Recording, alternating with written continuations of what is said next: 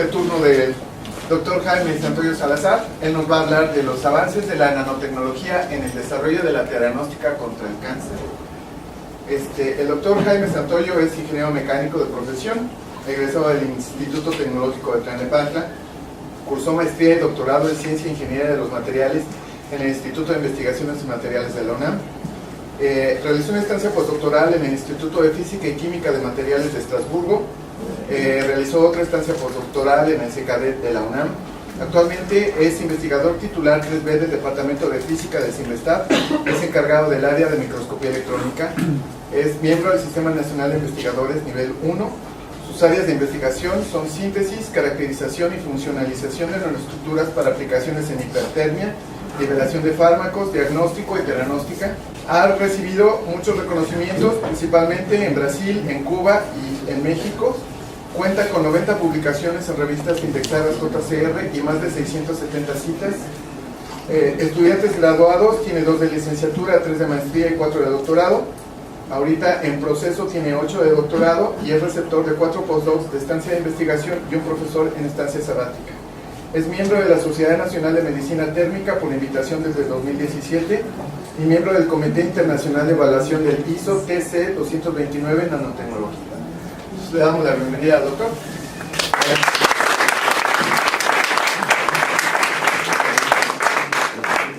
Buenas tardes, tengan todos ustedes. Bueno, agradezco la invitación y bueno, la presentación tan amable que acaba de hacer el doctor Aarón. Bueno, les voy a platicar un poco de lo que hacemos en el grupo de investigación, en el Departamento de Física del CIMBESTAB. Yo he trabajado aquí en ITER con varios de los profesores, con el doctor Aarón, con la doctora Isis principalmente, el doctor Mario Fidel García también. He colaborado con ellos muy de cerca en el trabajo de nanotecnología.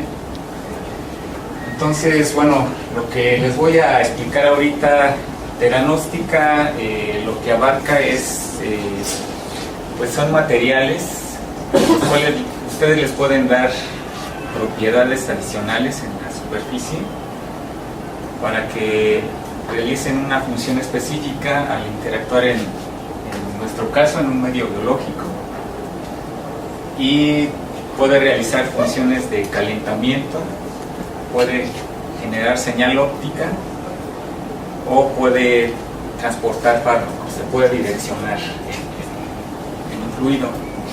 Cuando combinan dos funciones, ya sea para terapia o para diagnóstico, a eso se le conoce como diagnóstica. Entonces es la combinación de dos funciones que en nuestro caso van a realizar las nanopartículas. Principalmente nosotros trabajamos con materiales magnéticos y nuestra fuente de excitación para realizar el direccionamiento de las nanopartículas lo hacemos tratando de controlar las propiedades físicas de las nanopartículas, y de ahí nosotros vamos a controlarlas con el campo magnético externo. Entonces, básicamente aquí lo que ven es una nanopartícula con algo que le llaman dominios magnéticos. Seguramente ustedes en la secundaria les tocó poner limadura de hierro en una hoja y que le pasaran el imán. Seguramente vieron que se paraban como unos arbolitos cuando estaba el espectro magnético, y lo mismo ocurre a nivel de nanoestructuras. Entonces, el que puedan controlar este fenómeno, que las nanos las puedan magnetizar y desmagnetizar, les da una ventaja. Y ahorita les voy a explicar cómo se puede hacer este control y direccionamiento. Entonces, este es el contenido de la plática. Básicamente trabajamos con óxidos de hierro en fase de magnetita. Vamos a ver algunas formas de encapsular las nanopartículas y las tres funciones que se pueden generar. Ya al final pues es la suma para generar diagnóstica. Hipertermia es generación de calor, puede ser ya sea vía campos magnéticos o vía excitación fotodinámica, como se generan los cambios en energía. La liberación de fármaco y los agentes de contraste. Entonces vamos a ver resultados y las conclusiones. Una de las principales motivaciones para trabajar en este proyecto pues es pues las cifras tan alarmantes que ha tenido el cáncer últimamente, no solo a nivel nacional sino a nivel internacional.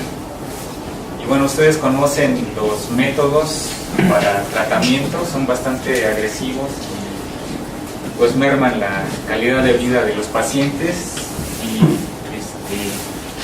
pues nuestro objetivo es reducir los efectos secundarios a través de la generación de alternativas que hagan menos daño al proceso de citorreducción del tumor. Entonces, bueno, el cáncer se genera por un crecimiento anormal que puede ser por diferentes partes a nivel celular, pero principalmente lo relacionan con el ADN, puede ser multifactorial, la generación del cáncer, algunas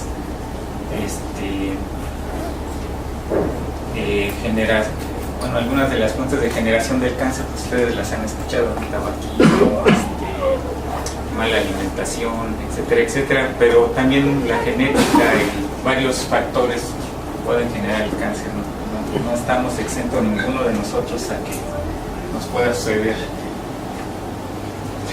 Aquí ustedes, pues, son los últimos datos de la OMC que da a conocer aquí en México el INEGI, y son las cifras que se generan a nivel nacional aquí en México.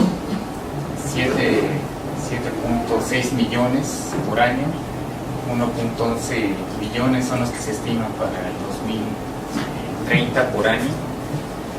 Y bueno, los que más se presentan en el caso de mujeres, pues creo que conocen esta información: cáncer de mama y cáncer cervicouterino son los que principalmente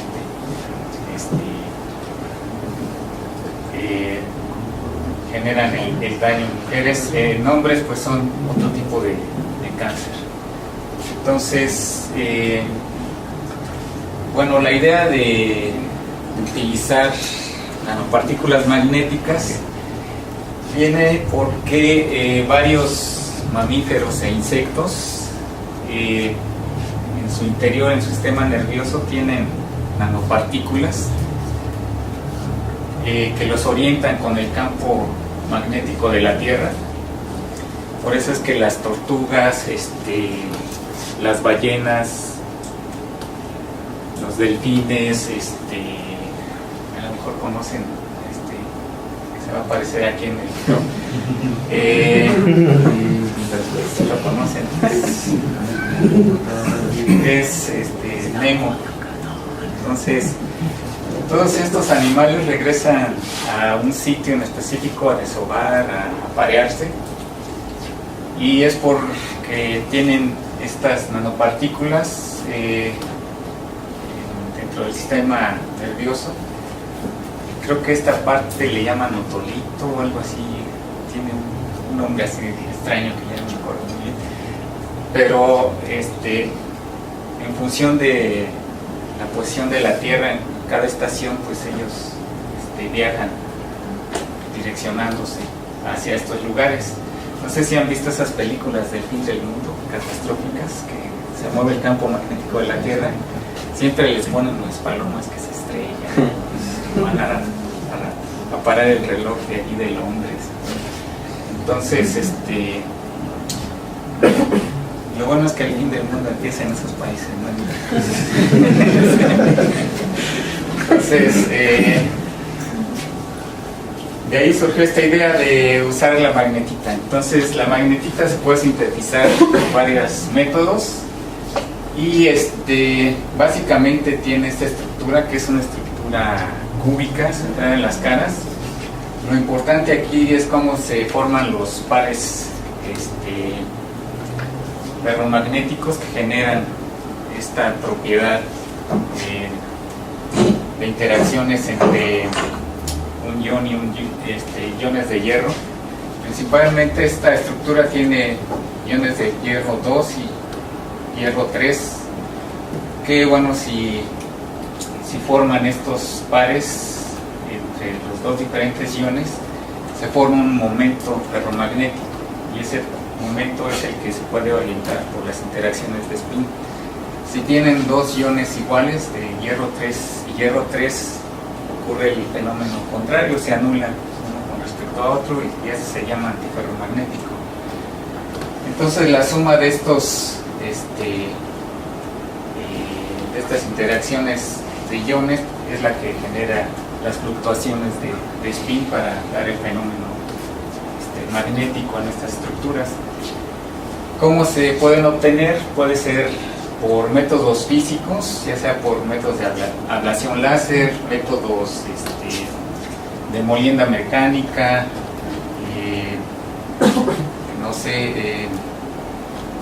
evaporación catódica, etcétera, etcétera.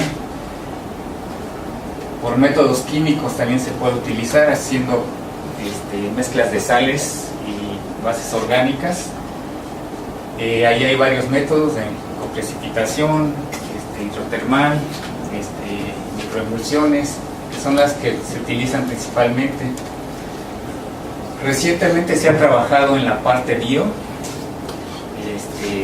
la parte de biosíntesis les permite obtener materiales de este tipo, pero ya con una capa bioactiva que les permite interaccionar con las células. En los dos casos anteriores, pues habría que hacer el caso de recubrir las nanopartículas para que puedan interaccionar con un medio biológico.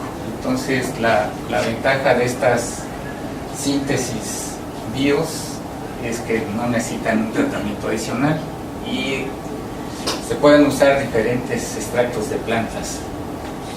Además es barato. Bueno, reduce los precios de procesamiento.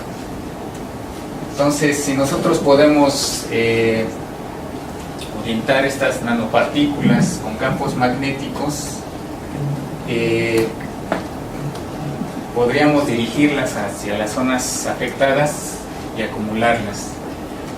Una vez que estén en la zona afectada, pues podríamos aplicar campos magnéticos alternos para que estos momentos empiecen a interaccionar en función de la frecuencia del campo que estén aplicando, y eso pues va a generar una transferencia de energía.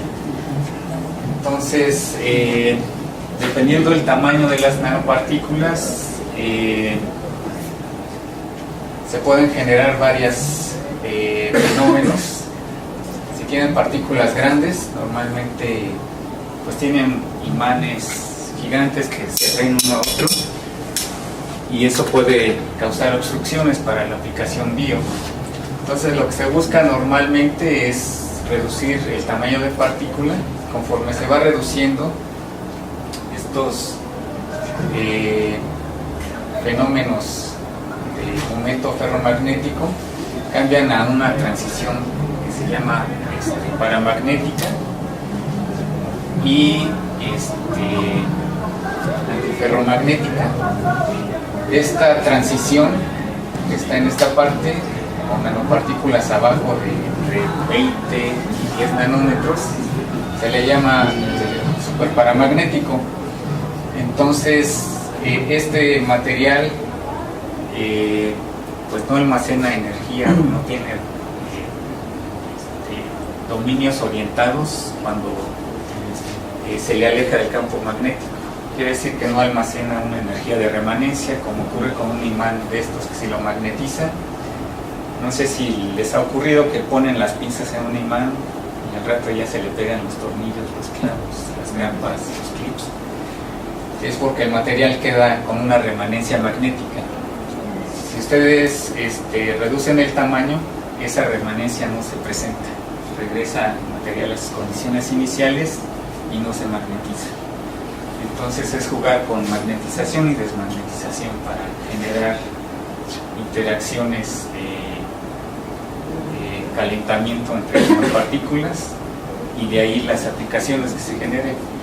Entonces, pues aquí, como bien dicen en todas partes que los tamaños importan, esta parte también es importante.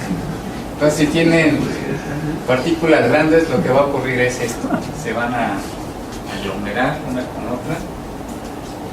Entonces, nada más es cuestión que tengan una distancia de interacción y se van a juntar y van a formar un imán gigante. Por eso no es recomendable. Entonces, si ustedes tienen nanopartículas pequeñas debajo de 20 nanómetros, van a tener esta densidad de momentos por unidad de área y van a tener una anisotropía uniaxial, o sea que se van a orientar en dirección al campo aplicado. Si esto lo hacen de forma repetida con una frecuencia del orden de kilohertz o megahertz, bueno, casi pegando a los megahertz, generan este cambio y va a estar en función de la anisotropía, el volumen de las nanopartículas y un coeficiente térmico que tienen estos materiales. Entonces, el fenómeno superparamagnético va a tener de entrada el desorden, lo van a empezar a magnetizar, lo saturan y si desmagnetizan la muestra van a estar en este ciclo. Imaginen, esto lo hacen n veces, pues genera este fenómeno que ven aquí, una oscilación. Y bueno, dependiendo del medio en el que estén, este lazo tiende a cerrarse, entonces por eso sale esta señal, una respuesta magnética. Esta sería la saturación y esta la energía almacenada, lo que está en el centro. Entonces el resultado final es magnetización menos desmagnetización y les da la energía disipada del ciclo. Las superparamagnéticas les dan un lazo cerrado, cercano a cero. Entonces, si ustedes van reduciendo ese tamaño, el lazo de histéresis se cierra. Si ustedes lo disminuyen, aquí van a reducir una barrera térmica que se forma por la interacción de intercambio de espines y van a generar fluctuaciones entre ellos. Entonces, por eso se genera el cambio de energía. Entonces,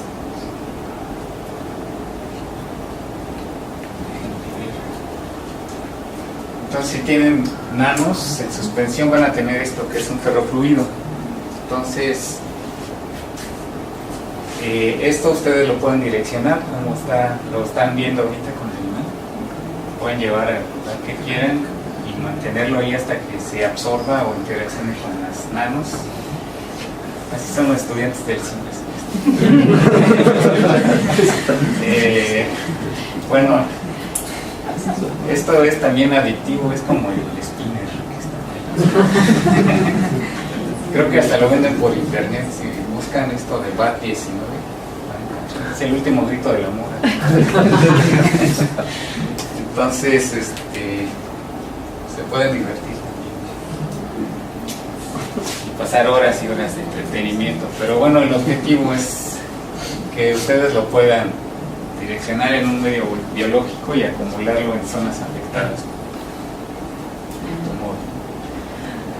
Entonces, esto no es nuevo, en realidad se ha venido haciendo ya por 50 años más o menos. Y entonces, esto empezó con el encapsulamiento de fármacos con liposomas. Más o menos a finales de los 60 empiezan a generarse estas encapsulaciones y el trabajo con óxidos de hierro comienza pues por ahí en los 80s y de ahí se empiezan a estudiar estos fenómenos de direccionamiento. Ya el trabajo en encapsular con moléculas y agentes de contraste, hipertermia, pues ya empezó a finales de los 90, más o menos en los años 90, ahí es donde empieza a generarse todo esto. Sin embargo, ya a nivel controlado de nanopartículas de tamaños pequeños, pues es en la década de los 2000 donde empieza a despegar todos estos sistemas. Entonces ya de ahí encuentran N artículos con las nanopartículas de hierro. Actualmente no es algo publicable obtener las puras nanopartículas. Ya actualmente pues los artículos exigen un poco más y ya piden que la capa que está cubriendo la nanopartícula pues interaccione con la superficie celular, si esta es la aplicación que se le quiere dar.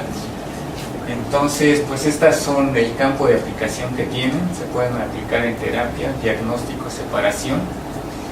La ventaja de estas nanos es que ustedes le pueden acoplar enlaces, ya sea carboxil o enlaces OH, que son los que principalmente tienen las células cancerosas. Con esto se pueden acoplar a la superficie y pueden adentrarse hasta el núcleo de la célula para que ustedes le apliquen este campo magnético alterno. Las nanopartículas, una vez que están adentro, pueden generar temperaturas del orden de 42 a 46 grados centígrados. Las células cancerosas son muy sensibles al calor. Entonces, si ustedes elevan la temperatura, estas pueden destruirse, pueden pues hacerlas estallar si quisieran, o quemarlas paulatinamente. Y ahorita vamos a ver el daño que se genera cuando entran estas nanos. Entonces, para que tenga interacción en la superficie, tanto la superficie de la nano con la célula, pues se acopla aquí un orgánico en la superficie. Dentro de lo que estamos trabajando, pues tenemos la parte que les mencionaba, la parte de biosíntesis, donde aquí nosotros recubrimos con grupos fenoles. Esos fenoles se obtienen principalmente de extractos de plantas y se encuentran en plantas que son antioxidantes. Entonces nosotros hemos trabajado con vainilla, con canela, granada, cereza, y estas plantas dejan un recubrimiento en esta parte con OHs en la superficie, y eso se pueden acoplar a las células. También hemos hecho otras encapsulaciones. Aquí hemos trabajado con el doctor Aarón y el doctor Jesús Fuentes, que recién se graduó aquí en PITA, y hemos encapsulado con silicio. La ventaja de encapsular con silicio es que también es biocompatible y se puede acoplar a otro tipo de molécula e interaccionar con la superficie de las células. Entonces, los métodos de obtención que utilizamos, pues es una combinación de químico y biológico. Nuestros elementos de partida son sales de cloruro de hierro, en relación 0.5 entre iones hierro 2 y hierro 3. Y aquí es donde nosotros metemos las bases orgánicas. Esta es una base química de tetrametilamonio, pero la podemos cambiar por una canela, una vainilla, y tener los mismos resultados, con la ventaja de que ya sale el material funcionalizado. Entonces la reacción que ocurre es que se forma este compuesto de óxido de hierro más agua, y tenemos que controlar el pH de saturación con esta base para que tengamos, en función del tiempo, un tamaño de partícula controlado. Entonces esto es lo que nosotros trabajamos. Entonces, si trabajamos con síntesis química, tenemos pues control del tamaño de partícula, y aquí ven la gráfica, se parece más o menos a la del inicio, donde aparece los materiales superparamagnéticos. Entonces, conforme vamos reduciendo el tamaño de partícula, va tendiendo a cero este campo coercitivo que almacenan las nanos. Si las sometemos a campo magnético, aquí tenemos la magnetización, el desorden, la magnetización y la desmagnetización. Entonces, si nos acercáramos a esas partes, veríamos que se están orientando los dominios magnéticos con el campo. Entonces, aquí tenemos para partículas de 10, aquí hicimos un acercamiento y se están orientando los dominios magnéticos. Entonces, con eso podríamos verificar que las nanopartículas tienen anisotropía biaxial. Se podrían hacer unos cálculos, o bien se podrían aplicar algunas ecuaciones para determinar el calor específico que pueden generar las nanopartículas. Este es uno de los proyectos que hemos trabajado. Esta es una publicación en la revista de Nanotechnology con una de las estudiantes, y trabajamos con nanopartículas de óxido de hierro que se obtuvieron por este método de síntesis que les acabo de comentar, con extractos de canela y de vainilla. Entonces, a esto pues ya se considera una síntesis amigable con el ambiente, y estas son las nanopartículas, pero ya salen con esta cubierta. Aquí en esta parte tenemos los fenoles con OHs en la superficie. Las nanopartículas forman una capa de óxidos. Siempre que hay interacción con el oxígeno, van a formar una pequeña capa. Sin embargo, pues no afecta las propiedades magnéticas. Y aquí tenemos los rayos X, que sufren un pequeño corrimiento, y es justo por la interacción con el ambiente al que son expuestas las nanopartículas. Y estas señales que tenemos aquí son de los grupos fenol, de vainilla. Los de canela pues andan más o menos en las mismas bandas. Y ese es el comportamiento magnético. Aquí está desmagnetizada la muestra, aquí se está magnetizando y aquí la estamos saturando. Entonces, lo que están viendo es esa orientación que tienen las nanos. Entonces, esto ya se puede suministrar en una línea celular o en un tumor. La idea es que en el futuro se haga en el tumor, hasta ahorita no se ha hecho. Para este trabajo se hizo en unas líneas celular microglía, que son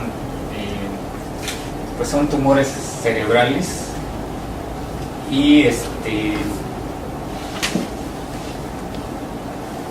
se pusieron en una línea B que se llama B2, y ahí se aplicó el campo magnético para generar calentamiento y destruir a las células.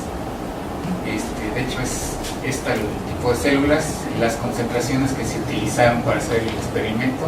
Entonces aquí tenemos el grupo control y las células ya con las nanopartículas. En el grupo control, la ventaja es que las células no se destruían mucho, casi no había cambios. Aquí me faltó poner la otra cuando ya se aplica la hipertermia, pero mejor les voy a presentar las imágenes para que vean cómo se meten a las células.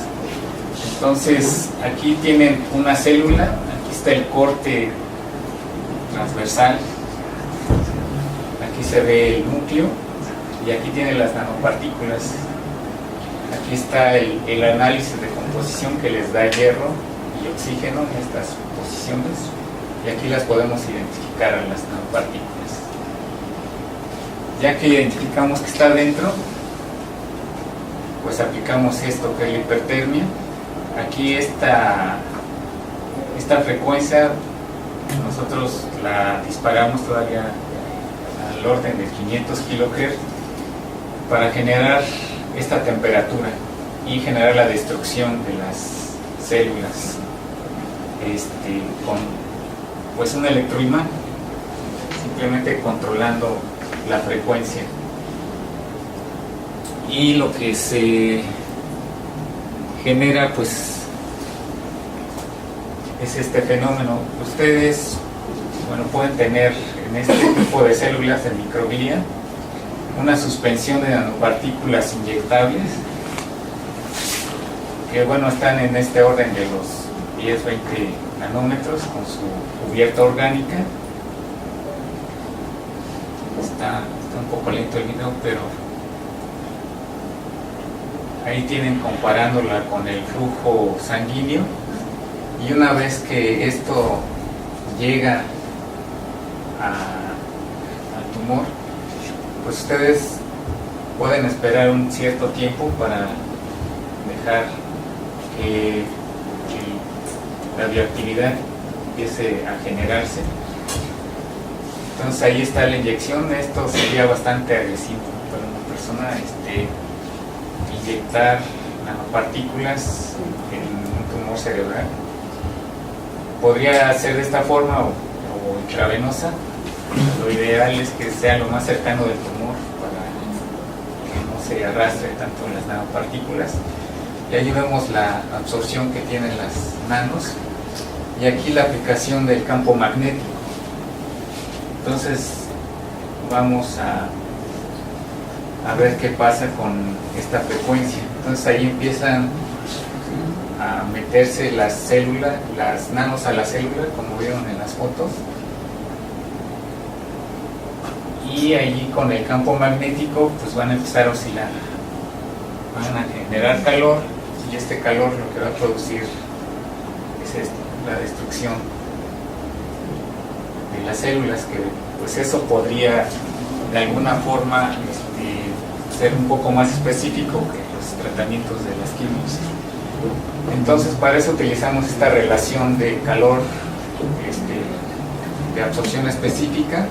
Aquí pues necesitamos la densidad del fluido, el calor específico de la magnética, que aquí viene 4.18 joules gramos heavy, y las concentraciones que se van a suministrar. Básicamente con eso funciona este equipo. Y el tiempo de respuesta es importante. Recuerden que si se expone a alguien a alta temperatura, y sobre todo si es en cerebro, pues tiene que ser lo más rápido posible. Entonces, en nuestro caso, las nanopartículas de vainilla fueron las que respondieron con menor tiempo y a temperaturas en este rango. Nosotros podemos, con un sistema de feedback, fijar ya la temperatura de 40 a 42 grados. Sin fijarlo, es cómo responde en el tiempo. Y ahorita vamos a ver fijando la temperatura. Si fijamos la temperatura 46, 570 kHz, tendríamos la célula, aquí la que acaban de observar. Y si vemos los cortes en microscopía electrónica de transmisión, es el grupo control, y aquí tienen las nanopartículas una vez aplicado este campo magnético para generar hipertermia. Entonces la hipertermia, pues aquí ya está destruyendo a la célula, y vienen aquí las nanopartículas. Entonces aquí tienen más imágenes. Aquí están las nanopartículas que ya se metieron, y aquí tienen pues toda la secuencia. Aquí ya se destruyó la célula completamente. Entonces eso es para la aplicación de hipertermia. A estas nanos también las pueden combinar con otros agentes de citorreducción para tumores. Uno que se utiliza mucho es cisplatino, y ahorita tenemos una colaboración con cancerología, que es encapsular estas nanopartículas de óxido de hierro con liposomas. Los liposomas son fosfolípidos que tienen interacción directa con la membrana celular, tienen más o menos la misma configuración orgánica y entonces interactúan entre ellas, son totalmente biocompatibles, entonces al llegar a la superficie de la membrana celular liberan el fármaco.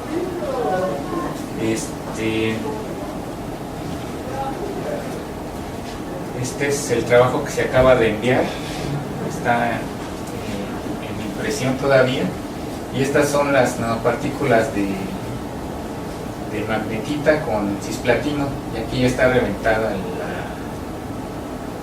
la cápsula de liposomas. Entonces podemos ver al centro que están las nanos, y esto serviría para esta aplicación. Entonces aquí ya tendrían también la posibilidad de aplicar hipertermia adicionalmente y tienen un material teranóstico. Este es un trabajo que apareció en Scientific Reports, que es una revista del grupo de Nature, y aquí los colaboradores son Lupita. Todo el trabajo fue hecho en México, aquí entre Lupita y Sinvestar. Entonces aquí aparece el doctor Jesús Fuentes García, el doctor Aarón, que aquí está presente, el doctor Díaz Cano, el doctor Ángel Guillén y un servidor. Entonces en esta publicación pues lo que buscamos es pues tener un material direccionable que pueda servir como agente de contraste. Entonces el hecho de embeber nanocristales en una matriz amorfa pues les da una propiedad adicional a las nanopartículas. Entonces, aparte de direccionarse, puede aumentar el contraste en resonancia magnética. Entonces, en esta parte, bueno, tenemos las nanopartículas desnudas, están aglomeradas, se obtuvieron con una modificación de la coprecipitación, un método Stover, que es sonicando la nanopartícula en lugar de estar agitando, y se generaron estas dispersiones entre una y otra, lo cual fue bastante positivo porque esto permitió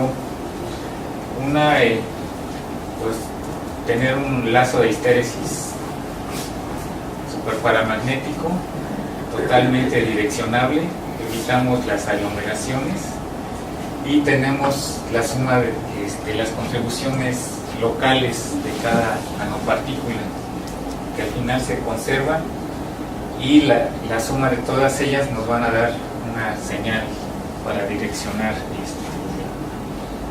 a las nanopartículas. Entonces aquí tenemos en este caso sistemas sin magnetización, magnetizado y desmagnetizado. Entonces cumplimos esta función, y lo que ocurre aquí es que podemos orientar a las nanos en un solo eje, el eje Z en dirección al campo, pero también podemos modificar este eje y regresarlo. En un medio acuoso, pues lo que se generan son fotones, y estos fotones pues pueden incrementar este tiempo pueden modificar este tiempo de relajación y modificar este contraste. Entonces más o menos en este caso estaban las nanopartículas en una matriz. Entonces con eso podríamos hacer esto en forma controlada. Este trabajo todavía continúa y ahora estamos recubriendo a las nanos en forma de cápsulas, y lo que hemos visto es que pues hay modificaciones en los espectros, en el espectro visible que se genera. Estas son las nanopartículas de óxido de hierro con óxido de silicio. En el centro están los magnetita, y lo que está recubriendo es el óxido de silicio. Entonces lo que ustedes van a generar es que al regreso de estas orientaciones se van a generar fotones en la señal. Entonces van a tener allí interaccionando pues, un campo magnético a cierta frecuencia, van a orientar las nanos, las van a dirigir. Allí la están cambiando hacia el eje, como vieron en el dibujito de hace rato, y después si esto lo regresamos a sus condiciones iniciales, ahí es donde se desprende esta señal fotónica que les da estas señales de contraste. Entonces aprovechamos esas vacancias que hay en la superficie de las nanopartículas de hierro en una matriz amorfa que les da este tipo de señal. Y bueno, estos son más o menos la secuencia que nosotros estamos llevando para realizar este tipo de trabajos. Todavía tenemos otros trabajos en esta línea con gadolinio en la superficie. Y ahí nos falta hacer pruebas para ver cuáles pruebas biológicas en ambos casos, tanto en silicio con gadolinio, para ver los cambios de intensidad. Al parecer las características que tienen de ser direccionables y que se puedan cambiar de eje, pues son candidatas para que sean agentes de contraste y también para que generen hipertermia. Entonces nosotros en nuestro grupo trabajamos con esta generación de nanopartículas funcionalizadas. La idea es que después de trabajar con estas líneas cerebrales y otras que hemos trabajado como GILA, se utiliza para un cáncer de hígado, que estamos trabajando ahí en un grupo de colaboración del CIMBESTAT. La idea es que en función del sistema de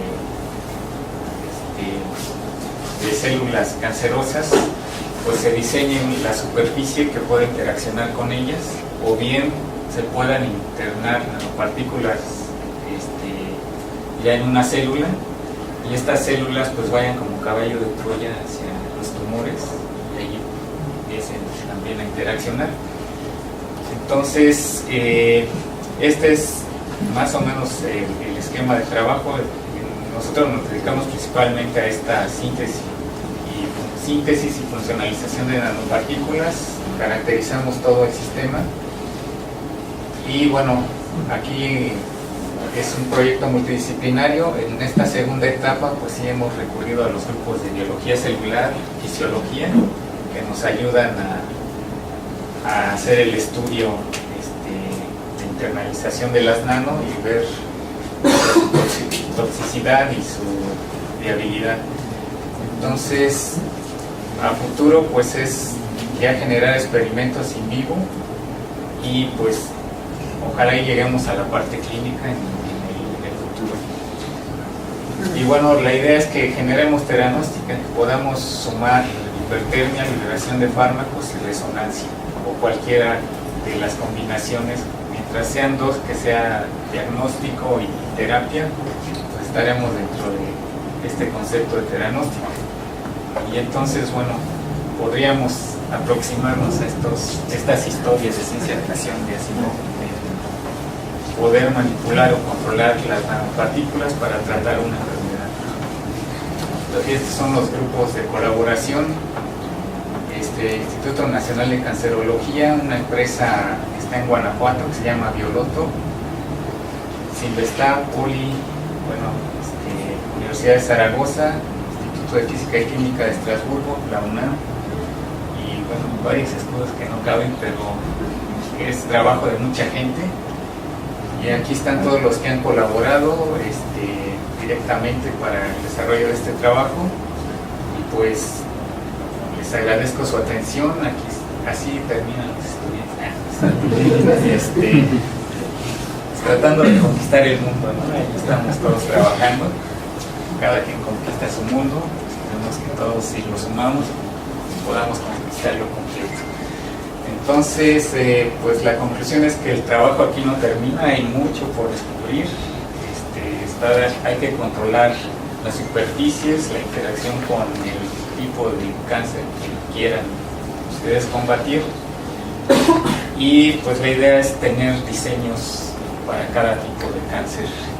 Cada tipo de persona es diferente, entonces pues entrarle por esta parte, estudiar y generar un método alternativo de tratamiento contra el cáncer. Bueno, eso sería todo de mi parte.